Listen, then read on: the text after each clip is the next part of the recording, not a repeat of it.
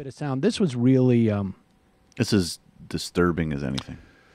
Yeah, it's super disturbing. I mean, look, you know, we play clips of kids occasionally at rallies, and, oh, it's cute. And, you know, oh, this kid... I saw a clip recently where the reporter at the rally asked like a 7-year-old kid, like, why are you here? At the immigration rally. That was, I guess, June 20th. I don't know, a week or two ago, whatever it was. Maybe last weekend. And why are you here? And the kid said, because I feel bad.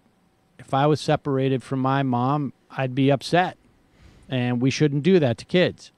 And I feel like that's a concept that the kid, you know, understood. You know, you always feel a little awkward about kids at these rallies. Here's one that's going to make you feel not just a little awkward. It's going to make you feel super nauseous. This is an 11 and a 10-year-old kid. They're two kids. They're at a Montana rally last week when Trump came in, right?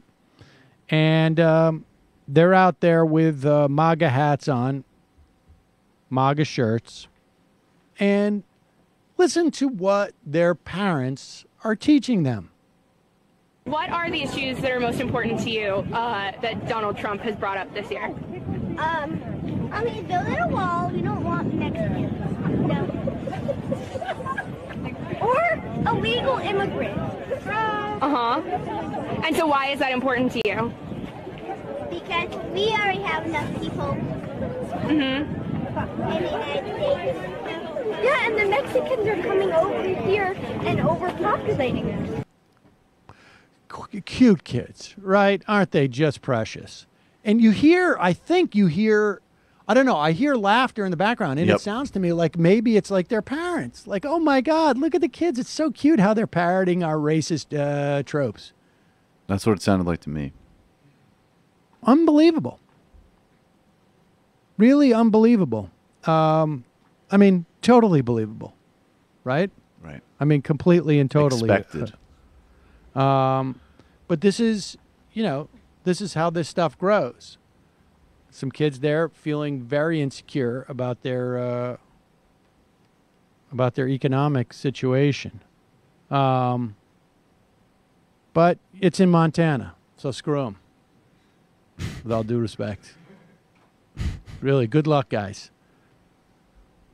See if hopefully, by the time they're old enough, we won't let them out of Montana.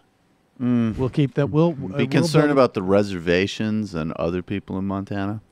Well, at the border, buddy. At the border. So we're working towards the goal is a borderless world, except in states that voted for Trump twice. If they want a wall, look, they're terrorists. They're maybe people. We can come up with a controversy. Maybe we can come up with a compromise. Montana's beautiful, though. I don't want to give. There's a lot of public land there too. We'll set up a webcam. Look, or you just have there's other options for how to deal with these people. So you still really get to visit beautiful places, and they don't bother you. Let's go to the phones. Calling from a 501 area code. Who's this? Where are you calling from? 501. Sam? Yes? Sam, can you hear me? Yes, can you hear me? Yes. This is Cindy from Arkansas. Hello, Cindy from Arkansas. And really, there's so much to bitch about with so little time. Okay, first thing, I also have to apologize again for someone calling from Arkansas and for bringing the world the Huckabees. Ugh. Okay. Yes. Apology Second, not accepted. those kids, the children you showed on the video, that is typical of what's going on here. They start at a very early age. I had to pull my 2-year-old out of a Mother's Day Out program in a church because they were sending home brochures that had fake news written all over it. And I was shocked. I couldn't believe it. So I threw that in the garbage. Of course, these people are all Trump devotees. They love him. And this is multicultural. The parents talk this way to the children, then they grow up, and it's just a vicious circle. And they don't see anything wrong with saying all this horrendous stuff to their children, you know, when they're supposed to be these big Christians. So they don't think there's anything wrong with, talking really bad about any other minorities, about women.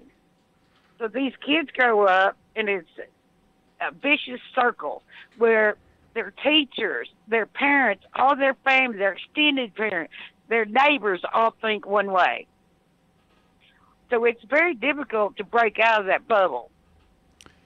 Well, I mean, that's the thing. I mean, that is in many respects a rural urban divide, and obviously you've got cities in Arkansas, but that, broadly speaking, that's the dynamic, right? I mean, that type of parochialism. The problem is that it is, you would think that, I don't know, that TV would diminish it in some respects, but not really. Not Fox News. I mean, yeah, the problem is that people are now able to get from TV. I mean, in some ways, like, maybe we made more progress as a society when we only had 3 or 4 stations that people could watch, and there was a certain sort of like baseline. I don't know. I don't know how. Well, I'll tell you what they do that I don't know that anybody's touched on. They have a really need to feel like they're right, where liberals don't. So what they do, they listen to the radio stations all day. Yep. They watch Fox all night, and they're obsessed with hearing people telling them they're right over and over again. This is why they buy the books, where, liberals, we wouldn't sit all day every time we got in the car, turn the station on to, but pretty much bash Republicans all day long and then turn the news on at night. But this is what they do. They're totally consumed by this. And if whatever is not on these shows, but it's not on Fox, is absolutely not true to them. Right. It is not true, and you cannot, like I said the last time I called, these people are in a cult. This is very scary because, like I said, they just keep growing more kids, and they're completely divorced from reality. Second point is, I'm tired of these conservative snowflakes and these people saying that they're being harassed out in public. Boo-hoo. This is from the crowd. This is from the crowd that had shirts that said Hillary Clinton is a cunt, excuse my language, and right. Trump that bitch. Mm-hmm. Now, it's absolutely ridiculous. And always in American society, if you're doing something and it's against basically what society deems as right, people have always been shamed in public.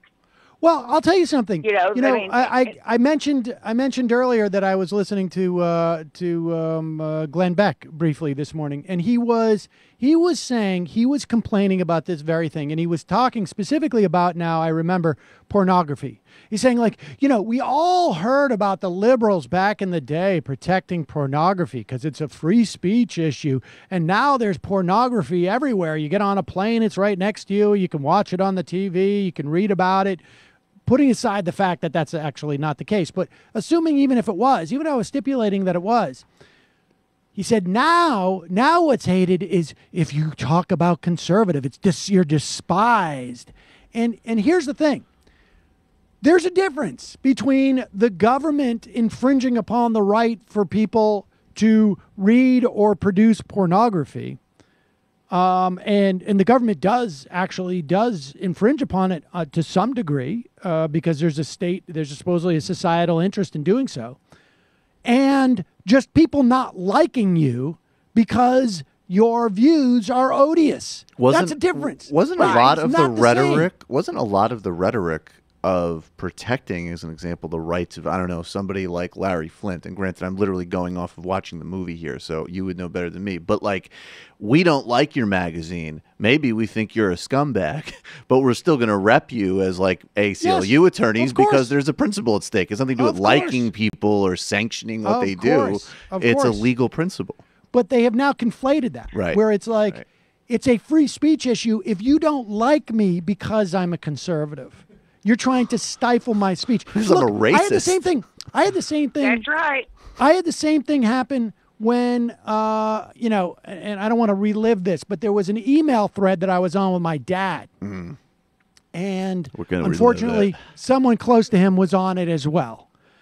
And when she read the criticism that I and my sisters were levying at people who voted for Trump, she brought up the story of like that she had heard on NPR of a Russian dissident who was taken from his house at 2 a.m. and then shipped to Siberia. And I was like, wait a second, you're equating my critiquing of your disposition and your attitude to being pulled out of your house in the middle of the night and sent to a gulag? Like, what is wrong with you? It's unbelievable. Well, these people are just you're right. If I put a Hillary sign in my yard and I walked over there and I told them I don't like Trump, they would say I was suppressing their free speech. And believe me, nobody but Republican voters has the freest speech of all. That's all they ever do is spew their poison. And so, you know, calling us snowflakes. In my town, literally, I could not keep a sign in the yard because people kept writing dirty messages on it and things. And my neighbors actually won't speak to me because I'm a liberal. This is how bad it is, guys. So in the logic of these people, the actual issue is you calling us to talk about it. That's where the suppression starts. Nothing they did to you. This is America. Right. Right. And free speech, they don't understand what their free speech is. I am free to say any nasty, terrible thing, and you are not to ever say a word to me. Right. Right. You can't judge. You can't judge my speech. Right. My speech is beyond reproach. Not, you can't judge it. Otherwise, you're infringing upon my free speech. Look, I appreciate the phone call. Hang in there.